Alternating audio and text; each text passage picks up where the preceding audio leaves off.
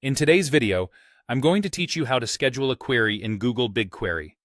This is a very handy feature if you need to run queries automatically at regular intervals without manual intervention. Let's dive right into the process.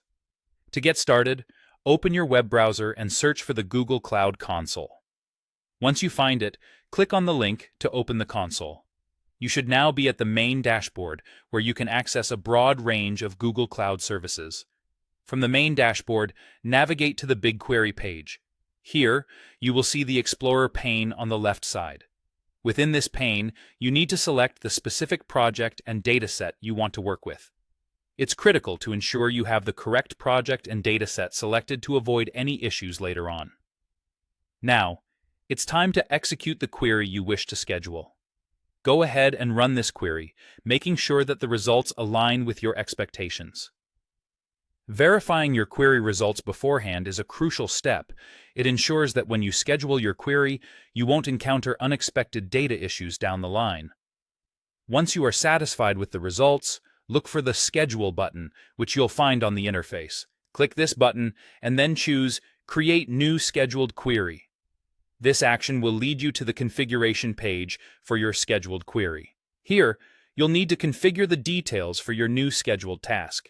Start by providing a descriptive name for your scheduled query, something clear and specific enough that you'll recognize its purpose at a glance later.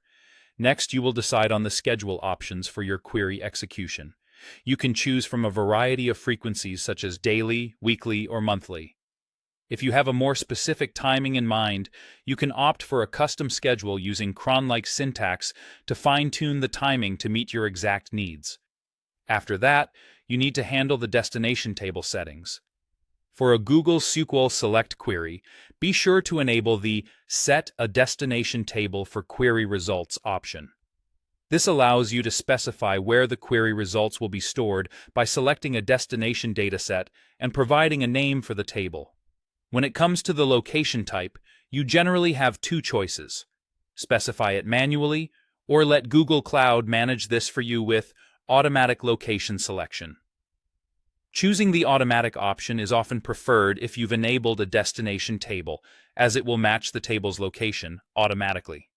Finally, after you've meticulously configured all the necessary settings and are confident everything is set, click on Save to store your scheduled query.